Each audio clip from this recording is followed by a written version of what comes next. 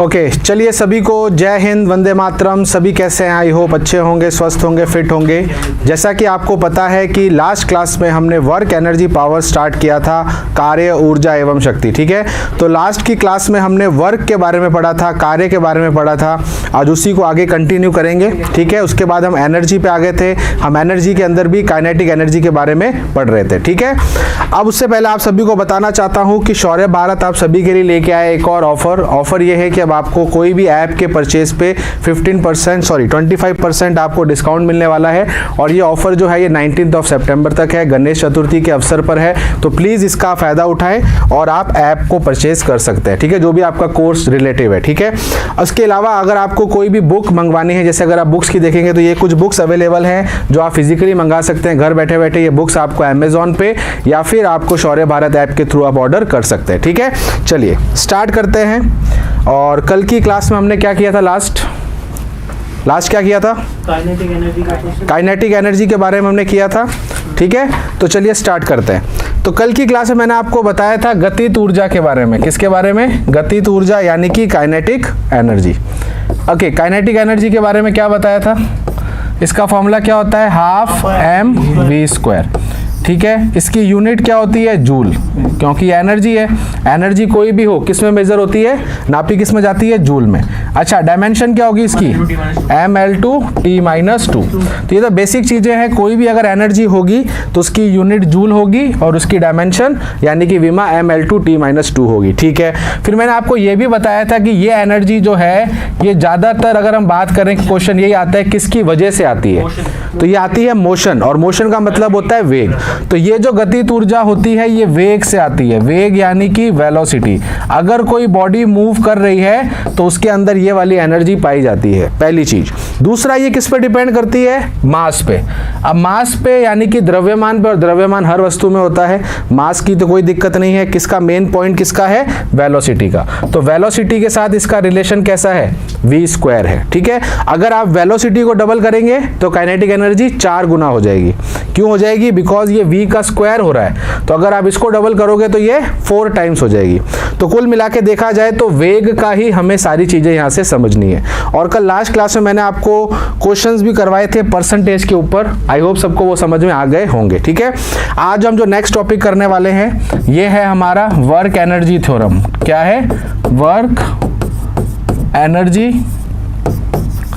Theorem. मैंने आपको उस समय बोला था, जब मैंने आपको वर्क पढ़ाया था, मैंने कहा था एक और आपको तरीका मिलेगा वर्क निकालने का। ठीक है, उससे पहले हमने वर्क निकाल लिया है ना। 3 अलग अलग हमने कंडीशंस देख ली थी। अब इसके अंदर क्या हो रहा है? अब आपको यहाँ पर वर्क और एनर्जी को दोनों को मिलाना है। ठीक है, अब यहाँ पर एनर्जी कौन सी पढ़ी अभी तक हमने? गतिज ऊर्जा। तो गतिज ऊर्जा और कार्य यानी कि वर्क और एनर्जी के बीच में एक रिलेशन हमें ढूंढना है। ठीक है, मुझे एक चीज बताओ, हमने क्या ये फॉर्मूला पढ़ा था वर्क का?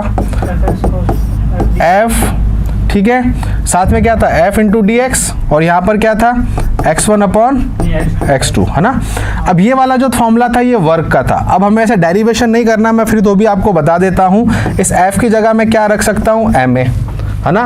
m को मैं यहाँ से कॉमन ले सकता हूँ। ठीक है, तो मैं आपको करके बता देता हूँ। इसको मैं ऐसे भी लिख सकता हूँ, F की जगह क्या लिख सकता हूँ? ma, और यहाँ आ जाएगा dx। a की जगह क्या लिख सकता हूँ? dv/dx, और यहाँ पर क्या है? ऑलरेडी dx है, m तो बाहर आ जाएगा, dx से dx गया। अब ये फंक्शन किसका हो गया? वेलोसिटी का। अब x का नहीं रहा, तो अब यहाँ लिमिट किसकी आएगी?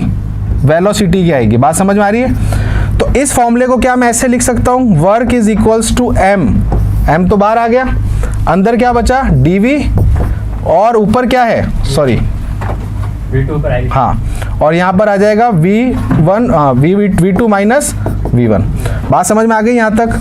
तो कुल मिला के हमें इसी को आगे सॉल्व करना होता है, बट हमें डेरिवेशन नहीं करना है। मैं फिर बता देता हूँ, v1 v2 का मतलब है इनिशियल और फाइनल वेलोसिटी। पहले ये v से चल रहा था, अब ये v2 हो गया। दोनों वैल्यू को मैं यहाँ रखूंगा, क्या आंसर आएगा? बात समझ में आ गई? तो हमें डेरिवेशन पे नहीं जाना, मैं डायरेक्ट आपको बताता हूँ थ्योरम क्या है, क्योंकि हमें डेरिवेशन नहीं पूछते हैं।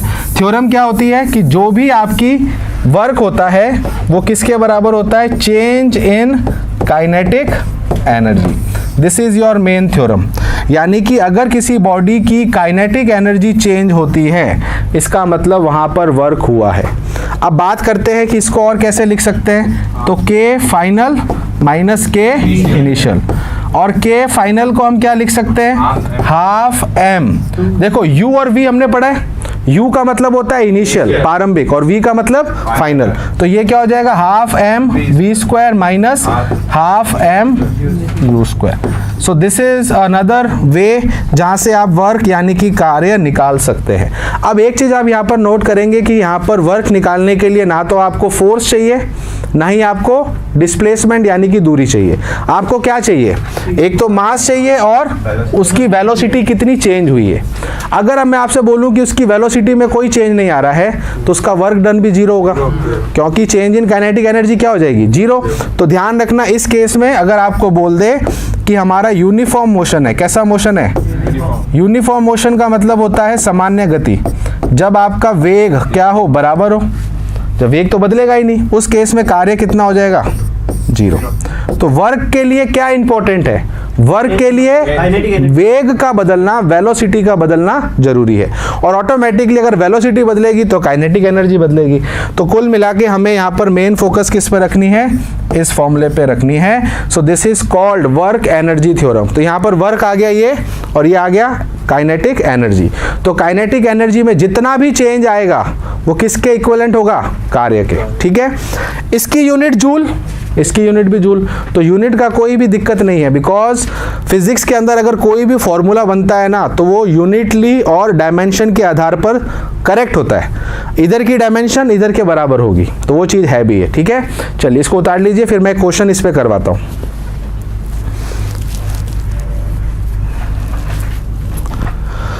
तो कुल मिला के हमने जो पढ़ी थी काइनेटिक एनर्जी, गतिज ऊर्जा, उसका और हमने वर्क का रिलेशन निकाला है। तो वर्क निकालने के काफ़ी तरीके हमने देख लिए हैं, ठीक है।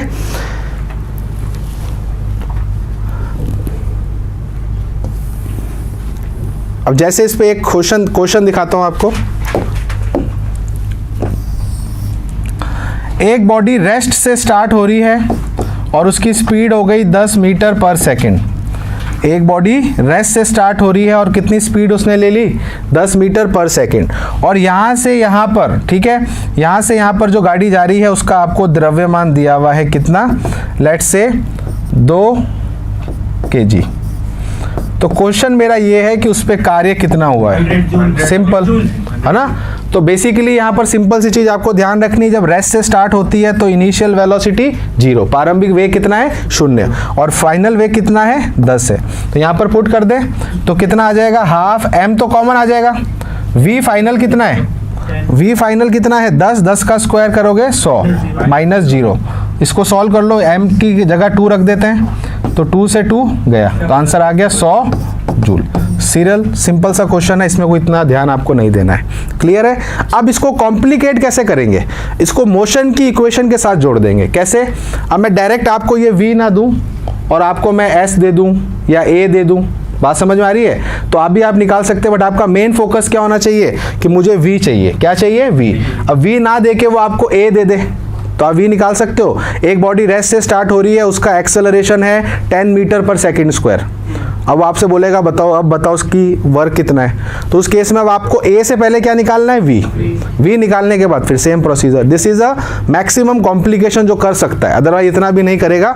पॉइंट मेरा बस ये है कि आपको इसको मोशन की इक्वेशन से जोड़ के भी कर सकते हैं, बट हमारा जो मेन फोकस रहता है वो रहता है हमें वर्क निकालना है, और वर्क के लिए हमें क्या चाहिए, दोनों वेलोसिटी चाहिए। क्लियर है सभी को। तो ये था हमारा वर्क एनर्जी थ्योरम, इसमें हमें इतना ही पढ़ना है। अब जो मैं आपको करवाने वाला हूँ that is very very important in this chapter. जब मैं वेरी वेरी इंपॉर्टेंट बोलता हूँ तो इस पे क्वेश्चन आते हैं हमेशा, क्योंकि ये बहुत ही इंपॉर्टेंट टॉपिक है। This is called relation between kinetic energy and momentum. इस पे बहुत आते हैं, relation between kinetic energy and momentum. Momentum क्या होता है, संवेग। तो संवेग और गतिज ऊर्जा में संबंध आपसे पूछते हैं। अब इस पे मैं पूरा एक लेक्चर ले सकता हूँ, इस पे इतने तरीके के क्वेश्चन मैं बना सकता हूँ, तो वो हम एक बार देखते हैं, आइडिया देखते हैं कि कैसे कैसे क्वेश्चन बनेंगे, ठीक है। बहुत सारे क्वेश्चन आप बना सकते हो खुद से भी। अब सुनना, सबसे पहले हम रिलेशन निकालते हैं। अच्छा, संवेग क्या होता है, P, और ये होता है के हम सिर्फ के लिख रहे हैं, तो के हमारा यहाँ पर काइनेटिक एनर्जी है, पी हमारा मोमेंटम है। अब देखो रिलेशन निकालने का सबसे अच्छा तरीका, अगर आपको याद नहीं रहता, पहले आप क्या करो, संवेग का फॉर्मूला लिखो। क्या होता है? P equals to mv, momentum का फॉर्मूला होता है। अब आपको कुछ ऐसा करना है कि इस साइड पर हाफ mv स्क्वायर आ जाए, और हमें क्या करना है कि जो भी चीज हम यहाँ करेंगे वो हमें यहाँ पर भी करनी है। ये सिंपल सा रूल होता है। अगर आप 2 को यहाँ मल्टीप्लाई कर रहे हो तो 2 को यहाँ भी मल्टीप्लाई करना पड़ेगा। सुमा दो, मैं पढ़ा रहा हूँ ना, ठीक है। तो यहाँ पर आपको क्या करना है, एक तरफ आपको क्या करना है, हाफ mv स्क्वायर लेके आना है, और जो भी आप यहाँ करोगे वो सेम यहाँ पर भी होना चाहिए। तो पहला काम करता हूँ, दोनों तरफ स्क्वायर कर दिया। क्या कर दिया? स्क्वायर। तो m स्क्वायर v स्क्वायर हो गया। अब एक m एक्स्ट्रा आ गया, दोनों तरफ m से डिवाइड कर दिया, तो p स्क्वायर m बटा m v स्क्वायर। फिर हमने क्या किया, दोनों तरफ हाफ मल्टीप्लाई कर दिया, तो p स्क्वायर बटा 2m बराबर k।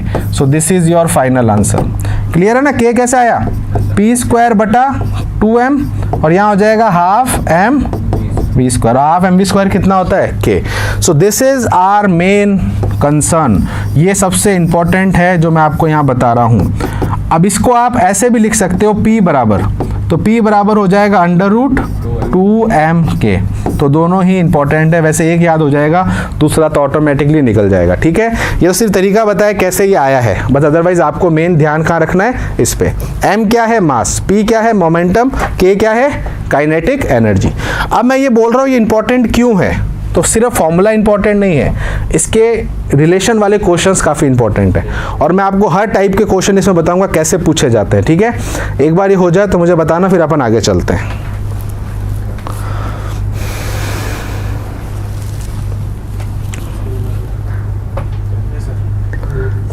क्लियर है? क्या हुआ? पेन ले ले, किसी के पास है नहीं? एक्स्ट्रा पेन दे दो इसको।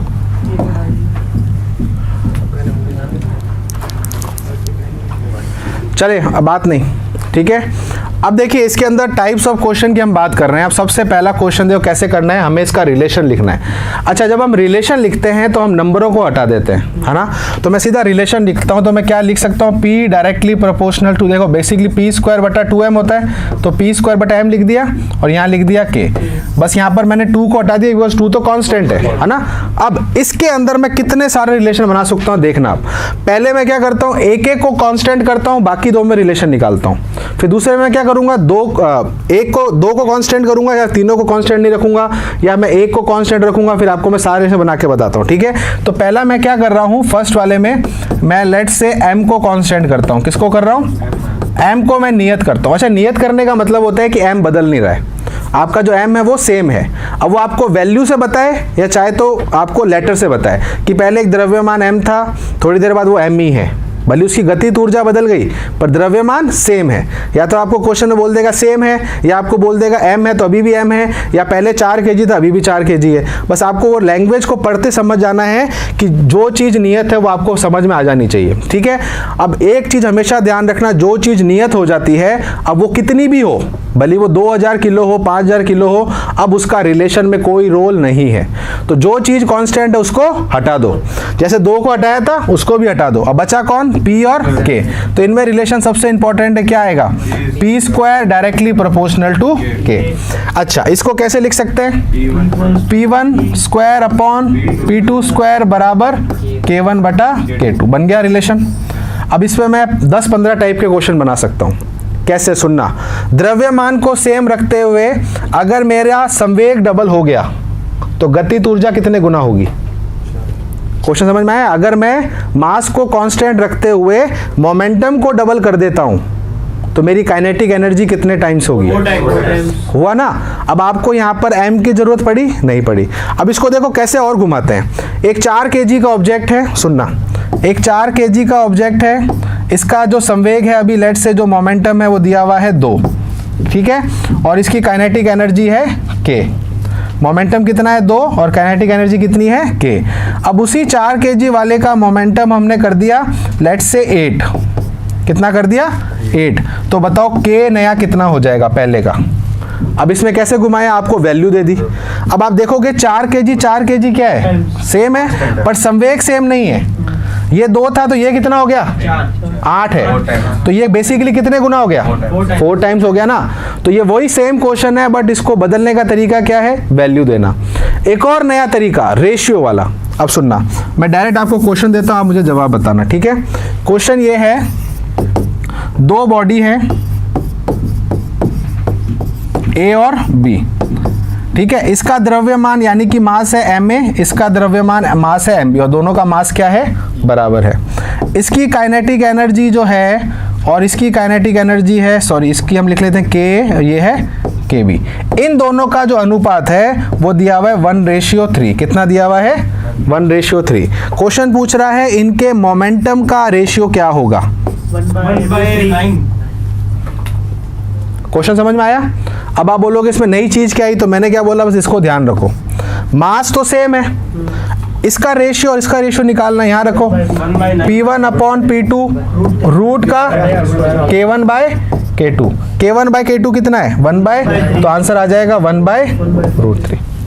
तो आंसर क्या आएगा 1:√3। कितना मुश्किल क्वेश्चन है, बट ये तब कर पाओगे जब आपको उसका पता है कॉन्सेप्ट क्या है, नहीं तो आप इसको करते जाओ वैल्यू। अब अच्छा, इसको करने का एक और तरीका है कि एज्यूम करो, वो भी कर सकते हो बट वो लॉन्ग है। जैसे फॉर एग्जांपल मैं k का मुझे नहीं पता, मैं इनका कुछ एज्यूम कर लूँ या इसको x मान लूँ। जैसे रेशियो में अपन कैसे करते हैं x, तो ये x + 3x = 4x। तो आप वो लंबा प्रोसीजर नहीं करना है, डायरेक्ट रिलेशन लिखो, रिलेशन का ये वाला रिलेशन बनाओ और सीधा उसमें वैल्यू रखो। यहाँ तक क्लियर है। चौथे टाइप का क्वेश्चन परसेंटेज, जो मैंने आपको कल करवाया था, ठीक है। चलो एक क्वेश्चन उस पर भी देता हूँ। यहाँ तक समझ में आया सभी को। अब क्वेश्चन देखना क्या कह रहा है। इफ आपका मोमेंटम 100% बढ़ाया, अगर आपकी बॉडी का मोमेंटम यानी कि संवेग कितना बढ़ा 100%, तो काइनेटिक एनर्जी कितने प्रतिशत बढ़ेगी। ये इतना सा क्वेश्चन। मास सेम है, मास को सेम रखते हुए P यानी कि मोमेंटम को कितना परसेंट बढ़ाया 100%, तो काइनेटिक एनर्जी कितने परसेंट बढ़ेगी 300%। कल ही करवाया था, सुनना। अब ऐसे क्वेश्चन में क्या करोगे, कल मैंने आपको एक ट्रिक बताई थी। सबसे पहले ऐसे क्वेश्चन में जो इनिशियल राशियां होती है उनको क्या लेना है 100-100, बिकॉज क्वेश्चन भी परसेंटेज में पूछ रहा है, आंसर भी परसेंटेज में आ रहा है, तो आप कोई भी वैल्यू अपनी तरफ से ले सकते हो। तो मैंने आपको क्या बोला था कि आप P1 और K1 दोनों क्या ले लो 100-100, आपकी मर्जी है, अब एक लो या दो लो। हम 100-100 क्यों ले रहे हैं, बिकॉज वो इजी होता है, ठीक है। अच्छा, इन दोनों का रिलेशन अभी मैंने लिखवाया था, P1 का स्क्वायर अपॉन P2 का स्क्वायर बराबर K1/K2। अच्छा, P1 की जगह क्या रख देंगे 100 × 100। P2 कितना है, ये P2 हम निकाल देंगे। कैसे, ये बोल रहा है ना P कितना बढ़ रहा है। अगर मेरे पास 100 रुपए थे और मेरे 100% बढ़ गए, 100% बढ़ गए, 200 हो जाएंगे ना। तो ये नया P2 कितना हो जाएगा 200 × 200, और K1 कितना है 100, और यहाँ पर K2 हमें नहीं पता, K2 तो हमें निकालना है। अब सुनना, 100 से 100 गया और इस 200 से 200 गया, तो K2 कितना आ गया 400। पर 400 मेरा आंसर नहीं है, 400 तब आया है जब मैंने K कितना लिया था 100 लिया था। हमें बताना है K कितना बड़ा है। तो पहले मेरे पास 100 थे, अब कितने हो गए 400, तो 300% बढ़ा है। तो हमारा K कितना परसेंट बढ़ेगा, बन गया ना। 4 टाइप के क्वेश्चन मैंने एक ही लॉजिक पे बनाए हैं। अब एक और सबसे इंपॉर्टेंट जो लास्ट क्वेश्चन है 6 टाइप, उसके अंदर आपको ना तो कोई वैल्यू देंगे, ना ही आपको कोई पर्टिकुलर बोलेंगे कि ये m है ये 2m है, आपको पूरा का पूरा थ्योरेटिकल क्वेश्चन देंगे। अब मैं जो क्वेश्चन बोल रहा हूँ इसको सुनना और अपने हिसाब से आप अपने कॉपी पे लिख देना आपको इंपॉर्टेंट क्या लग रहा है। मैं क्वेश्चन बोलूँगा उसको ढंग से सुनना। 2 बॉडीज़ है, एक हल्की और एक भारी, है ना। मैं कोई वैल्यू नहीं दे रहा हूं, एक हल्की वस्तु है और एक भारी वस्तु है, एक लाइट बॉडी और एक हैवी बॉडी। दोनों का संवेग यानी कि मोमेंटम बराबर है, दोनों का मोमेंटम बराबर है, तो किसकी काइनेटिक एनर्जी ज्यादा होगी, जो बॉडी हल्की होगी। अब ये क्वेश्चन देखो, कोई वैल्यू नहीं दी है मैंने, एक हल्की वस्तु है भारी वस्तु है, पर दोनों का क्या सेम है मोमेंटम। तो किसकी काइनेटिक एनर्जी ज्यादा होगी, हल्की वस्तु की, भारी वस्तु की, या दोनों की सेम होगी, या नहीं बता सकते, हल्की वाली। ठीक है, अब देखो ऐसे क्वेश्चन में आप बोलोगे पता नहीं, अब सर वैल्यू तो कुछ दी नहीं, हम क्या करें, हल्की और भारी आपने बता दिया। अब सुनना मेरी बात, आपको जो कांस्टेंट कर रहा हूं ना उस पर फोकस रखो। किसको नियत रख रहा हूं, P को दोनों का सेम क्या है, मोमेंटम। तो जब मोमेंटम को मैं कांस्टेंट कर दूंगा तो ये रिलेशन क्या बन जाएगा, पी स्क्वायर बटा 2m बराबर के, इसमें से अब कांस्टेंट क्या है, 2 और P तो k का m के साथ कैसा रिलेशन है, इनवर्सली बस हो गया क्वेश्चन। m जिसका ज्यादा, K उसका k उसका कम। हमसे पूछा है k ज्यादा किसका होगा, जिसका द्रव्यमान ज्यादा होगा। बात समझ में आ गई ना। इसका मतलब जो हैवी बॉडी है उसका k कम होगा, हल्की बॉडी का k ज्यादा होगा। क्लियर हो गया, बात समझ में आ गई। अब ये सेम क्वेश्चन है, अब बस मेरी लाइन क्या चेंज होगी सुनना। एक हल्की बॉडी और एक भारी बॉडी है, दोनों की गतिज ऊर्जा काइनेटिक एनर्जी बराबर है, तो किसका मोमेंटम कम है, जो ज्यादा भारी होगा। क्वेश्चन पूरा सुनना, ठीक है। तो किसका मोमेंटम कम है, अब बताओ जो M हल्का होगा करो, M हल्का होगा। क्या करोगे इसमें, ये समझ में आया कॉन्सेप्ट। P जमानो तो बेसिकली आपने m का रिलेशन किसके साथ निकाल दिया, k के K के साथ। साथ। ये तब है जब p क्या है, नियत है। अब मैं जो पूछ रहा हूँ दूसरा क्वेश्चन, उसमें मैं क्या बोल रहा हूँ, कांस्टेंट क्या है, k कांस्टेंट है, तो k को हटा दो। तो जब k को हटा दूंगा तो p स्क्वायर बटा m बराबर कांस्टेंट है, तो p स्क्वायर डायरेक्टली प्रोपोर्शनल किसके हो गया, तो जिसका m ज्यादा तो भारी वस्तु का संवेग ज्यादा, हल्की वस्तु का संवेग कम। अब मैं आपको एक बार इसको ढंग से लिखवा देता हूं ताकि आप और कंफ्यूज ना हो जाओ, ठीक है। तो ये हमारा पहला केस समझ में आ गया था, जिसमें मैंने आपको बताया था P और K में रिलेशन।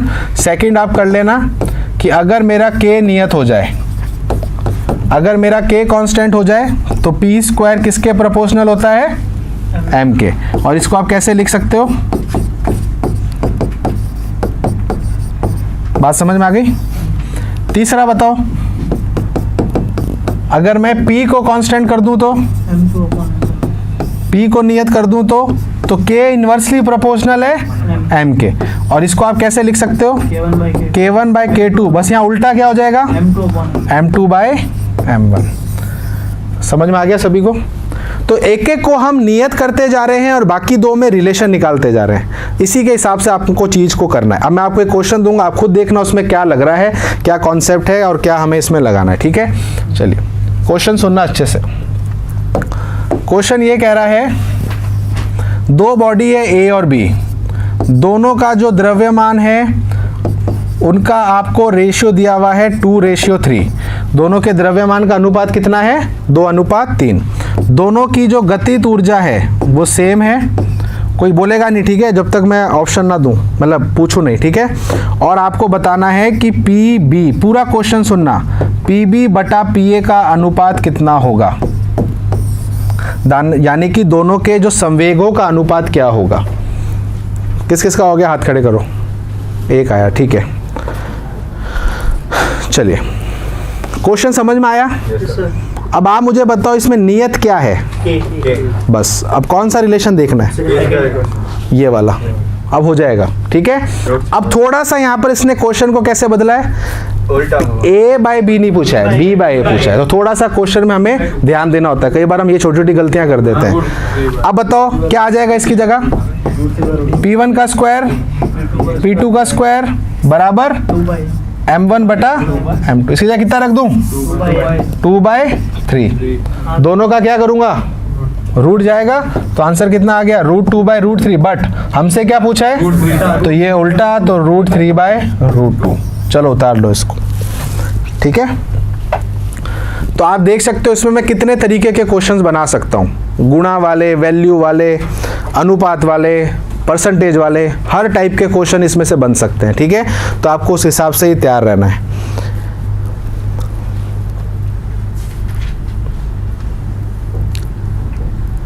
क्वेश्चन ये था कि दो वस्तुएं थी, दोनों का द्रव्यमान का अनुपात यानी कि मास का रेशियो ये रहा, दोनों की काइनेटिक एनर्जी बराबर है, तो आपको बताना है PB रेशियो PA कितना होगा।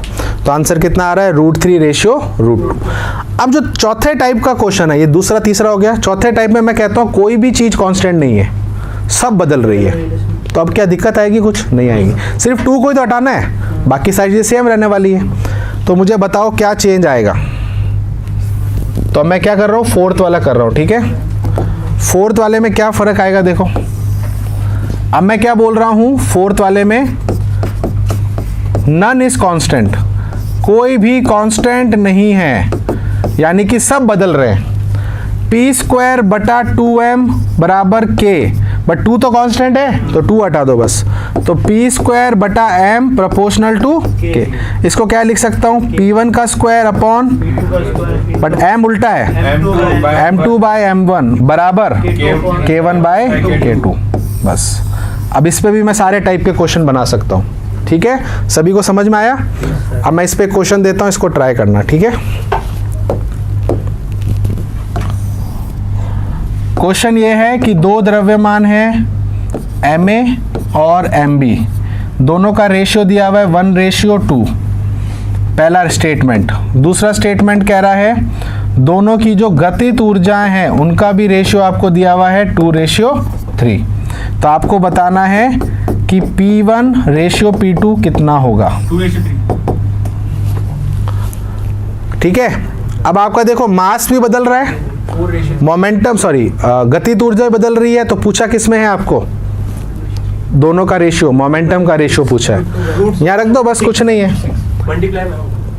देखो P1 बाय P2 का स्क्वायर कितना होगा, ये तो निकालना है। अच्छा, M1 को उधर भेज दूं, M2 को, तो ये क्या बन जाएगा, K1 बटा K2 मल्टीप्लाई, सीधा हो जाएगा, सीधा हो जाएगा। और फिर इसका रूट क्यों कर दिया, बिकॉज ये स्क्वायर है, उधर जाएगा तो रूट हो गया। बस सॉल्व कर लो। K1 बटा K2 कितना है, 2/3, और ये हो जाएगा 1/2, तो ये हो जाएगा 1/, तो इसका आंसर क्या आ जाएगा, तो रेशियो आ जाएगा 1:। क्लियर है, सबको समझ में आ गया ना, कोई बड़ी हाईफाई साइंस नहीं है। ठीक है, तो इसी तरीके से कहीं देख लो, सही है ना। ठीक है, तो इसका मतलब ये है कि बस आपको ये ध्यान रखना है कि जब मैं M1 M2 को M2 वहाँ भेजूंगा तो M1 और M2 सीधे हो जाएंगे। ठीक है, अब M1 बटा M2 हो जाएगा। ठीक है, बस ये ध्यान रखना। ओके, तो ये था हमारा टॉपिक जिसमें हमने देखा था कि गतित ऊर्जा और संवेग का क्या रिलेशन है। अब आपको क्वेश्चन ऐसे आएंगे जैसे अभी आपको मैंने दिखाया है ना। अब ऐसे कराने को तो मैं इसमें 50-60 क्वेश्चन बना दूं, है ना, बट वो अब आपको कॉन्सेप्ट समझ में आ जाना चाहिए। कॉन्सेप्ट में ये है कि रिलेशन क्या है, किसके बढ़ने से क्या बढ़ता है, किसके घटने से क्या घटता है, ये इंपॉर्टेंट है। क्लियर है सभी को? चले आगे चले। नेक्स्ट आएगी अपनी एनर्जी कौन सी, पोटेंशियल। क्या आएगी, पोटेंशियल एनर्जी। पोटेंशियल एनर्जी को क्या बोलते हैं, स्थितिज ऊर्जा। हिंदी में लिख लेना स्थितिज ऊर्जा, इसको लिखते हैं पीई। पी का मतलब पोटेंशियल एनर्जी। स्थितिज ऊर्जा नाम से ही पता चल रहा है, ये स्थिति यानी कि पोजीशन पे डिपेंड करती है। ये किससे आती है, पोजीशन से आती है। पोजीशन यानी कि उसकी स्थिति से आती है, वो कहाँ पर है कोई चीज़। बेसिकली अगर हम किसी चीज़ को नीचे से उठा के ऊपर रखते हैं तो उसके अंदर ये एनर्जी स्टोर हो जाती है। पहली चीज़, ये एनर्जी जो होती है ये स्टोर रहती है, यानी कि ये अंदर ही दबी रहती है। ये निकलती कब है, जब इसको हम गतित ऊर्जा में बदलते हैं। जैसे इसका बहुत सिंपल सा उदाहरण है, एक पत्थर को ले जाके मैंने बिल्डिंग की छत के ऊपर रख दिया, वहाँ से उसको मैंने हल्का सा ऐसे पुश करते हुए नीचे फेंका नहीं है, उसको बस गिराया है। फेंकना अलग होता है, और वो जब कांच पे गिरेगा किसी कार की तो उसको तोड़ देगा, भली वो इतना सा हो, भली वो छोटा हो, भली कितना बड़ा हो। पॉइंट यहाँ पर ये है कि आपने उसको फेंका नहीं है, बट उसमें इतनी एनर्जी आ गई कि उसने कांच तोड़ दिया। इसका क्या मतलब हुआ, वो देखो एनर्जी कभी भी फ्री में नहीं आती है, आप भी मानते हो, कोई भी चीज़ फ्री में नहीं होती है। एनर्जी का बहुत सिंपल सा रूल है, अगर आपको ये चीज़ करनी है तो पहले मुझे एनर्जी दो। कोई भी चीज़ फ्री में नहीं है ना। एनर्जी के जो पैसे होते हैं वो एनर्जी होती है, अगर आपको उससे कुछ काम करवाना है तो उसको आपको दूसरी एनर्जी देनी पड़ेगी। ठीक है, अब वो हम क्या कर रहे हैं, हम उसको जब ऊपर लेके जा रहे हैं तो उसको एनर्जी किसने दी, हमने ही दी है ना, हमने काम किया है ना, अपने आप थोड़ी पत्थर ऊपर गया है। कोई कह रहा नहीं सर मैं तो नहीं जाऊँगा, मैं तो लिफ्ट लगा दूंगा। भाई लिफ्ट लगा दे, लिफ्ट भी तो बिजली चल रही है, कुछ भी चीज़ फ्री में आती है क्या? कोई नहीं तो मजदूर लगवा दूंगा, भाई मजदूर भी तो काम कर रहा है। बात वो है यहाँ पर कि कोई भी चीज़ फ्री में नहीं होती है, वो पत्थर को ऊपर ले जाने में आपको कार्य करना पड़ेगा, भले आप खुद से करो या किसी से करवाओ या मशीन से करवाओ, कोई भी चीज़ फ्री में नहीं होती, पहली चीज़। अब वो पत्थर जब ऊपर जाके बैठ गया, अब उसके अंदर वो एनर्जी स्टोर्ड है। कोई बोलेगा सर उसमें एनर्जी मैंने दी, उसकी एनर्जी कहाँ गई? वो एनर्जी उसमें स्टोर्ड है, पर वो ऐसे निकलेगी नहीं। जब जैसे आप उसको छोड़ोगे तो वो एनर्जी किस में बदल जाएगी, गतित ऊर्जा में। तो क्लियर, बात समझ में आ रही है? तो ये एनर्जी किसकी वजह से आती है, पोजीशन। और यह पोजीशन का मतलब है हाइट। किससे मतलब है, हाइट। हाइट यानी कि ऊंचाई। मैं ये नहीं कह रहा कि यहाँ से मैंने पत्थर को धक्का मारा यहाँ चला गया, एक सतह पे अगर पत्थर को उठा के यहाँ से यहीं रख दोगे उसी लेवल पे, तो कोई एनर्जी नहीं आएगी स्थितिज। क्लियर है? उसके लिए आपको इसको कहाँ ले जाना पड़ेगा? ऊंचाई पे। ठीक है, तो स्थितिज ऊर्जा किसकी वजह से आती है? पोजीशन से। एक क्वेश्चन आता है कि एक हथौड़े को मैंने ऊपर उठाया, तो इसमें कौन सी एनर्जी है? क्वेश्चन ये है कि ऊपर उठा हुआ हथौड़ा, यानी कि एक हैमर को मैंने ऊपर की तरफ उठाया हुआ है, मैंने उठा नहीं रहा हूँ, उठाया हुआ है, तो कौन सी एनर्जी इसमें स्टोर्ड है? देखो स्टेटमेंट से कैसे खेलते हैं, उठा रहा है मतलब अभी उठा रहा है, तो वो क्या कर रहा है? काइनेटिक एनर्जी, और प्लस पोटेंशियल, हाइट भी बढ़ रही है और काइनेटिक भी है, बट वो कह रहा है उसने उठा के रखा हुआ है, मतलब से पकड़ा हुआ है, तो सिर्फ और सिर्फ पोटेंशियल। तो ये स्टेटमेंट से कई बार वो खेलते हैं। तो ये किसकी वजह से आता है? हाइट की वजह से। जैसे वो किसकी वजह से आता था? वेलोसिटी। मेन मास तो दोनों में ही होता है, मास का तो कोई रोल नहीं है इतना, मेन रोल होता है कि मेन फैक्टर क्या है, इसमें हाइट का है और उसमें वेलोसिटी का है। ठीक है, रही बात इसकी डेफिनेशन की, तो ये आपको मैंने बता दी। अब आता है इसका फॉर्मूला क्या होता है, तो सिंपल सा mgh। ठीक है, जहां पर mg क्या है, अब मैं आपको एक चीज बताना चाहता हूं, ये जो mgh है ये आया कहां से? ये वर्क से तो आया है। जब आप किसी चीज को नीचे से ऊपर उठाते हो तो आप कार्य करते हो, कार्य का फॉर्मूला क्या होता है? Force into displacement. फोर्स यहाँ पर कौन लगा रहा है? mg, उसका खुद का भार, उसके विरुद्ध ही तो कार्य कर रहे हो, तो जितना वो भारी होगा उतना ही आपको फोर्स लगाना पड़ेगा, तो वो आपका फोर्स mg के बराबर हो गया, और डिस्प्लेसमेंट कहाँ है? ऊपर। एंगल कितना है? 0 डिग्री, तो मैक्सिमम कार्य, तो फोर्स इनटू डिस्प्लेसमेंट, हाइट यहाँ पर डिस्प्लेसमेंट हो गई, फोर्स हमारा mg हो गया, mg है। समझ में आ गया ना? तो असल में जो एनर्जी होती है वो कार्य ही है, जो आपने कार्य किया है वही है ये। अब यहाँ से रिलेशन आता है कि ये मेन h के साथ क्या रिलेशन में है? सिंपल है, डायरेक्टली प्रोपोर्शनल। अगर हाइट को मैं डबल करूंगा तो ये भी डबल होगी, इसमें तो कोई दिक्कत नहीं रहती है, बिकॉज कोई स्क्वायर नहीं है, कोई क्यूब नहीं है। सीधा ध्यान रखो, ये बढ़ेगा तो ये बढ़ेगा। ठीक है, m का तो आपको पता है, द्रव्यमान जितना ज़्यादा उतना ही आपकी स्थितिज ऊर्जा ज़्यादा, तो ये होती है हमारी स्थितिज ऊर्जा, इसमें कोई दिक्कत नहीं आती यहाँ तक। अब यहाँ से जो आता है नया चीज़, वो आती है स्प्रिंग की स्थितिज ऊर्जा। स्थितिज ऊर्जा का मतलब होता है जब आपकी एनर्जी स्टोर्ड हो जाए, दब जाए, और वो स्प्रिंग में भी होती है। किसमें होती है? स्प्रिंग में। तो अब नेक्स्ट टॉपिक अपन जो करेंगे इसमें वो है पोटेंशियल एनर्जी ऑफ स्प्रिंग। ये इंपॉर्टेंट है आपके लिए।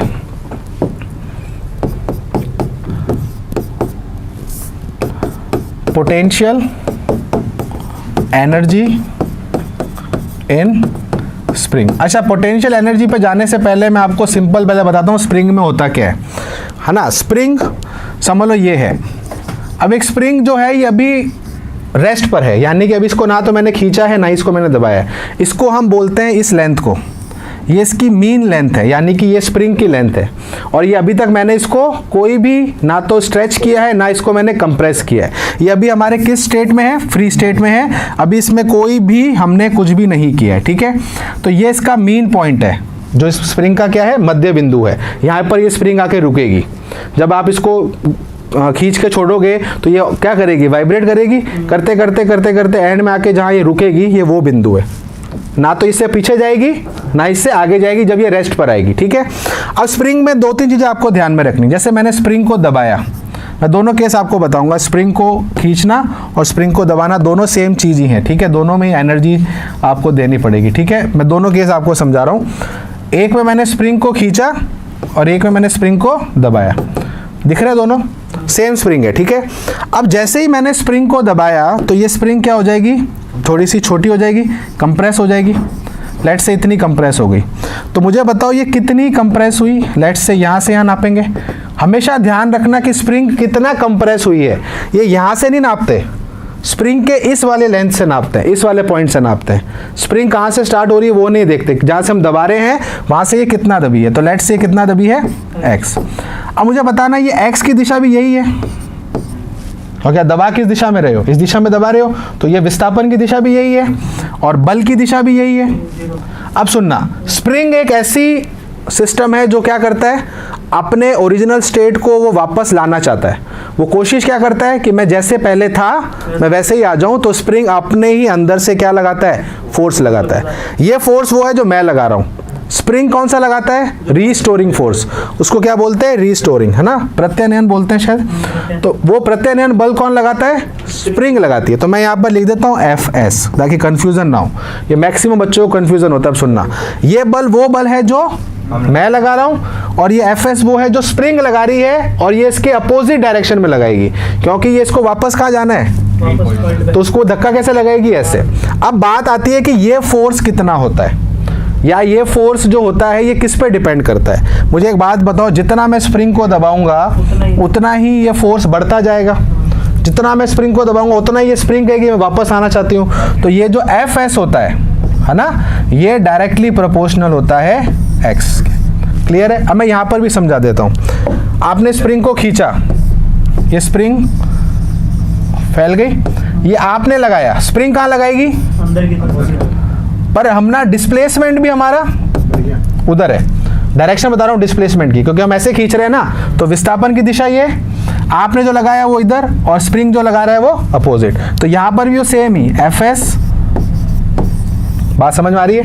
अब एक चीज ध्यान रखना, जब मैं इसको खोलता हूं तो F S equals to minus K X क्या होता है? F X equals to minus, दोनों में सेम ही रहेगा। मैं दोनों कंडीशन आपको समझा रहा हूं। अब बात आती है कि यहाँ पर ये माइनस क्यों आया?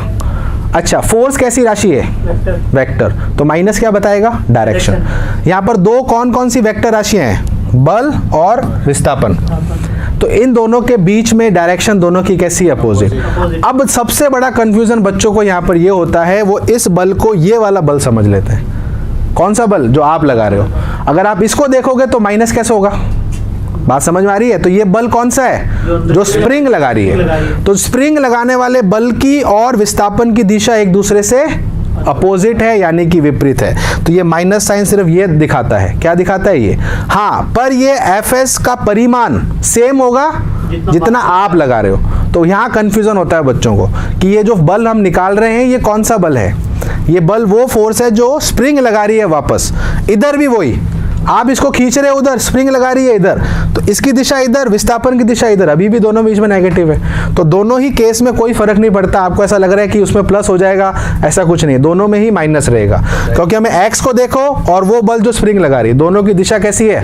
विपरीत है। तो माइनस साइन सिर्फ और सिर्फ हमें क्या बताता है? डायरेक्शन। और इसका कोई रोल नहीं है। आप जब इसको फॉर्मूले में यूज करोगे तो अगर मैं परिमाण निकालूंगा तो प्लस लगा देना, माइनस को हटा देना। ठीक है? अब एक नई चीज यहाँ पर क्या आई है? के के दो नाम होते हैं। ये मैं क्यों बता रहा हूं अभी सारी चीज? बिकॉज जब हम स्थितिज ऊर्जा निकालेंगे स्प्रिंग की तो वहां ये के और सब वापस काम आएंगे। ठीक है? के को बोलते हैं स्प्रिंग कांस्टेंट। इसका एक और नाम होता है, ये किसके साइन को हटा के आया है? प्रोपोर्शनल के साइन को। और ये किसका है? एफ का। तो इसको एक और नाम होता है फोर्स कांस्टेंट। क्या बोलते हैं? कईयों को नहीं पता है। इसको बोलते हैं बल नियंतांक और स्प्रिंग नियंतांक, एक ही चीज है। अब इसमें भी क्वेश्चन कैसे बनते हैं? इसकी डायमेंशन बताओ मुझे। के की विमा क्या होगी? Simple, F upon X. F क्या होता है? M L T minus two. नीचे क्या? एल से एल कट गया, एम टी माइनस 2 ये आता है। स्प्रिंग कांस्टेंट या फोर्स कांस्टेंट की डायमेंशन क्या है? यूनिट बताओ। न्यूटन पर मीटर। क्या दिक्कत है? अच्छा, के क्या है? के है कांस्टेंट जो कि स्प्रिंग के मटेरियल पे डिपेंड करता है। देखो, कुछ स्प्रिंग मुलायम होती है यानी कि सॉफ्ट होती है, कुछ हार्ड होती है। जैसे आपने जो ट्रक्स में जो स्प्रिंग लगी होती है शॉकर वाली, अब आप उसको जाके हाथ से दबा नहीं सकते कि मैं दबा दूंगा इसको, ऐसे कर दूंगा, नहीं, वो पॉसिबल ही नहीं। आप भले कितना दम लगा लो। इवन जो ट्रेन में आपने देखी है ना, जो आपके शॉकर्स होते हैं ट्रेन के, वो बहुत ज़्यादा लोड में वो दबती हैं, आप उसको हाथ से नहीं दबा सकते। तो वो स्प्रिंग हार्ड स्प्रिंग है। एक जो नॉर्मल अपने पेनों में आती है, ये बहुत सॉफ्ट स्प्रिंग होती है। तो जितना ज़्यादा उसका के होता है, वैसे आगे जाके अपन पढ़ेंगे उसमें SHM के अंदर, पर अभी मैं बता रहा हूँ, जितना ज़्यादा के होता है उतना ही स्प्रिंग हार्ड होती है। क्या होती है? हार्ड। जिसका के जितना कम, वो स्प्रिंग कितनी होती है? सॉफ्ट। तो जितनी स्प्रिंग का के आप बढ़ाओगे वो स्प्रिंग हार्ड होती जाएगी। अब हार्ड से दिक्कत क्या है? उसको दबाने में आपको उतना ही फोर्स लगाना पड़ेगा, और जितना फोर्स लगाओगे स्प्रिंग उतना ही लगेगा। तो अगर आपने दोस्तों ने मिलके मजाक मजाक में वो स्प्रिंग दबा भी दी तो भैया फिर हटा मत देना, ठीक है, फिर वो आपके हाथ ही रहेंगे और आप पता नहीं कहाँ होंगे, ठीक है। तो पॉइंट यहाँ पर ये है कि अगर आप इस हार्ड स्प्रिंग को दबाते भी हो तो आपको बहुत सारा बल चाहिए, पर वो बल वापस भी आएगा, ये भी ध्यान रखना, ठीक है। सॉफ्ट में चलो ठीक है, पता नहीं चलेगा, पर अगर इतनी भारी स्प्रिंग लगाओगे तो उड़ते हुए जाओगे, ठीक है। तो ये चीज़ ध्यान में रखना कि ये स्प्रिंग का ये के इंपॉर्टेंट होता है, ठीक है। टाइम कितना हो गया, चलो कोई नहीं, कल इसी को आगे कंटिन्यू करेंगे। कल मैं आपको लेके चलूंगा कि पोटेंशियल एनर्जी स्प्रिंग की क्या होती है। जब हम स्प्रिंग को दबाते हैं तो हम कार्य करते हैं, वो कार्य किस में स्टोर्ड होता है, पोटेंशियल एनर्जी में, ठीक है। तो उसके बारे में हम कल बात करेंगे। सभी का बहुत बहुत धन्यवाद जो भी हमें देख रहा है, इसी तरीके से आप सभी जुड़े रहें। तब तक सभी को जय हिंद, वंदे मातरम।